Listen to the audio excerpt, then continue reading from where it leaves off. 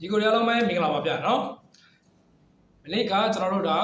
ါနော်ဒါ Man U နဲ့ Spa ပွဲလုံးဝတော်တော်လေးကိုကြီးကောင်းခဲ့ပါတယ် Spa ဒါဆောစီကျွန်တော်ဒါတယောက်ထပ်သွားတဲ့အတွက်ကြောင့်နော်နည်းနည်းလေးကစားပုံလေးတော့ပြတ်သွားတယ်ဒါပေမဲ့လည်းSpa တယောက်ထပ်သွားသည့်တိုင်အောင်ကျွန်တော်တို့ Man U ကဂိုးပြတ်သွင်းဖို့ကိုတော်တော်လေးကိုစူးစမ်းခဲ့ရတယ်နော်ဒါတကယ်ပုံမှန်ဆိုလို့ရှိရင်တော့ဒါဂိုးပြတ်ဖို့ဂိုးပြတ်တယ်ဒါပေမဲ့ကျွန်တော်ဒါလူချွန်ဘောတွေရောเนาะဒါတွေပါတကယ်လို့ဂိုးခွင့်ပြုခဲ့မယ်ဆိုလို့ရှိရင်ဂိုးပြတ်ဖို့များတယ်ပြီးတော့ဒါစပါဂိုးသမားကိုလည်းကျွန်တော်တို့ဒါတော်တော်လေးကိုချီးကျူးရမယ်ပါတယ်ဗျာเนาะစပါဂိုးသမားကဒါမယ်ရီနဲ့ဘွဲတစ်ပွဲလုံးကိုလုံးဝအမှန်ကြီးတွေပုတ်သွားကတ်စမီရိုကောင်းတိုက်တာရောကျွန်တော်တို့ဒါလူချွန်ဘောတွေရောပြီးလို့ရှိရင်အဝေးကစ်တွေเนาะဒါကတ်စမီရိုရဲ့အဝေးကစ်ကန်ချက်တွေတစ်လုံးရဲ့ကျွန်တော်တို့ကောင်းတိုက်တာတွေရောเนาะတော်တော်များများအောင်စိတ်သွားနိုင်တယ်ဗျာเนาะစပါဂိုးသမားကိုကျွန်တော် rating များများတော့ပေးတင်တယ်မင်းညပွဲမှာเนาะပြီးလို့ရှိရင်ကျွန်တော်ဒါတကယ်လို့ Man U သားเนาะဒါနောက်ဆုံးမိနစ်မှာကျွန်တော် Sesco เนาะ Sesco သားဒီခွေလေးကိုကောင်းကောင်းဆုံးချနိုင်မယ်ဆိုလို့ရှိရင် Man U ကဒီနေ့ညမှာမနေ့ညမှာကျွန်တော်3-0လောက်နဲ့ကျွန်တော်နိုင်တယ်ဗျာเนาะဂိုးပေါ်ဖို့များတယ်ဗျာဒါပေမဲ့ကျွန်တော်လူချွန်ဘောတွေရယ်စပါဂိုသမားရယ်ဒါကောင်းမွန်တဲ့ဒါကောက်ွယ်မှုတွေ safety ရယ်เนาะအဲ့တော့ကျွန်တော်တို့ဂိုးပေါင်းကမပေါ်သွားဘူးဗျာเนาะအဲ့တော့ကျွန်တော်မနေ့ကပေးခဲ့တဲ့ဒါ body ပဲရပါတယ်ဗျာเนาะတော်တော်လေးကိုကောင်းကြည့်ကောင်းခဲ့တဲ့ပွဲထဲမှာလည်းပါတယ်အဲ့တော့ဒီနေ့ညမှာလည်းကျွန်တော်တို့ဒါလုံးဝတကယ်ကြည့်ကောင်းတဲ့ပွဲတစ်ပွဲရှိတယ်ဗျာเนาะဒီပွဲဒီလီဗာပူးနဲ့မန်စီးတီးပွဲဖြစ်တယ်เนาะကျွန်တော်တို့မန်စီးတီးအနေနဲ့အခုလက်ရှိအာဆင်နယ်နဲ့ဆိုကျွန်တော်တို့ဒါဒီပွဲသာရှုံးခဲ့မယ်ဆိုရင်အာဆင်နယ်နဲ့ကျွန်တော်တို့6မှတ်လောက်ပြတ်သွားပြီเนาะအဲ့ကြရင်ဒီနှစ်ဖလားဒီအာဆင်နယ်အတွက်ကချက်အရန်များသွားပြီเนาะအာဆင်နယ်ဖလားရဖို့အတွက်ချက်အရန်များသွားပြီအဲ့တော့မန်စီးတီးအနေနဲ့ဒီနေ့ညလီဗာပူးနဲ့ပွဲမှာဒါရှုံးခဲ့မယ်ဆိုရင်ဒီနှစ်ဖလားဒီအာဆင်နယ်ရဖို့က80%လောက်ကျိတ်တည်သွားပြီเนาะအဲ့တော့ဒီနေ့ပွဲဒီမန်စီးတီးမရှုံးမဲနဲ့တရေလောက်နဲ့အမှတ်ကတော်တော်ပြတ်သွားပြီเนาะအဲ့တော့ဒီနေ့မနက်ကျွန်တော်ဒါလီဗာပူးနဲ့ကမ်မပွဲကိုကျွန်တော်သုံးသပ်ပေးမယ်ကျွန်တော်လီဗာပူးကတော့ဘယ်လိုပြောမလဲခြေတော့မမှန်ဘူးဗျเนาะခြေရမ်းမှန်တဲ့ထဲမှာတော့မပါဘူးဆိုပေမဲ့ဒါပေမဲ့ဒီနောက်ပိုင်းပွဲတွေရောပြီးရှေ့ရတော့ဒါလဲလောက်ကကန်ခဲ့တဲ့အိမ်ကွင်းပိုင်းတွေမှာဆိုလို့ရှိရင်လီဗာပူးကအိမ်ကွင်းတော်တော်ကောင်းတယ်ဗျเนาะခြေစွမ်းစိုးတယ်တော်တော်လေးကိုတေးဖောင်တွေပြတ်နေတယ်ခြေစွမ်းမကောင်းဆိုပေမဲ့အိမ်ကွင်းတော်တော်လေးကောင်းနေတဲ့မှာပါတယ်အဲ့တော့ဒီနေ့ညမှာမန်စီးတီးကလည်းမနိုင်လို့မဖြစ်တော့တဲ့အခြေအနေတစ်ခုဖြစ်တယ်ပြီးတော့လီဗာပူးကလည်းအိမ်ကွင်းကအရန်ကောင်းနေတယ်เนาะအဲ့တော့မန်စီးတီးရဲ့အဝေးကွင်းဆက်ဆောင်ရေးကျွန်တော်ကြည့်မယ်ဆိုလို့ရှိရင်လည်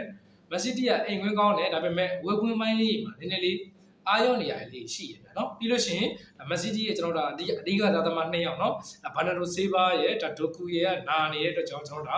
့တောင်မှာဆိုလို့ရှိရင်စီမန်ညိုတို့ချက်ကီတို့နဲ့เนาะပွဲထွက်လာဖို့များတယ်စီမန်ညိုတို့ချက်ကီတို့ကလည်းဒါလက်ရှိမှာခြေဆန်းပြပြီးတော့ဒါဂိုးတွေသွင်းယူပေးနေရပဲဗျာเนาะဒါပေမဲ့ခန်းစစ်ပိုင်းလေးတွေမှာနည်းနည်းအားနည်းချက်ရှိတယ်မမြင်လဲဆိုတော့ကျွန်တော်တို့ဒါစပါးနဲ့ပွဲမှာသွားမြင်ရတယ်เนาะဟို2-0နဲ့နိုင်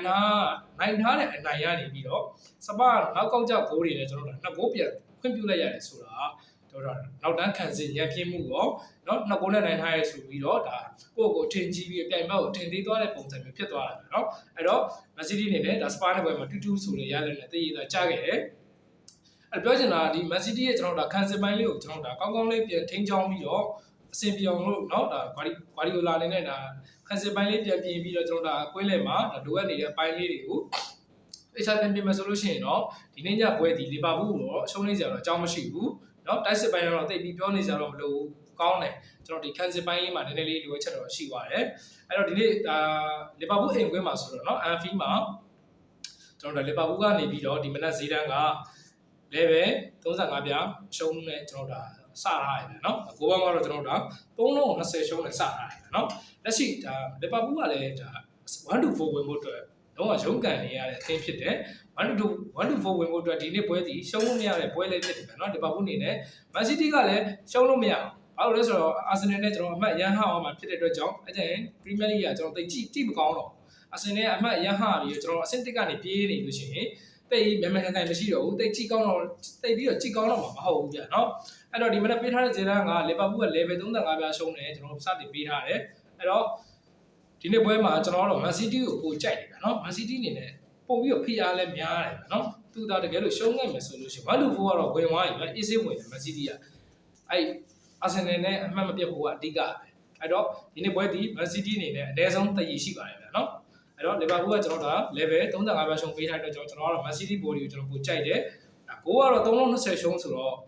2-1 တပေါက်သွားဖို့များတယ်ဒါပေမဲ့ကျွန်တော်ကတော့ဒီဂိုးပေါက်အပေါ်လေးနဲ့နည်းနည်းစွန့်စားကြည့်ချင်တယ်ဗျာနော်နှစ်သင်းလုံးကလည်းအမှတ်လိုနေတဲ့အသင်းတွေဖြစ်တယ်လီဗာပူးကလည်းအမှတ်လိုတယ်မန်စီးတီးကလည်းအမှတ်လိုတဲ့အတွက်ကြောင့်မြန်မာဆက်ဆိုင်နဲ့သူတိုက်ကိုတိုက်နဲ့ဂိုးမျိုးလိမ့်မယ်လို့ထင်တယ်ဗျာနော်အနည်းဆုံး 2-2 3-2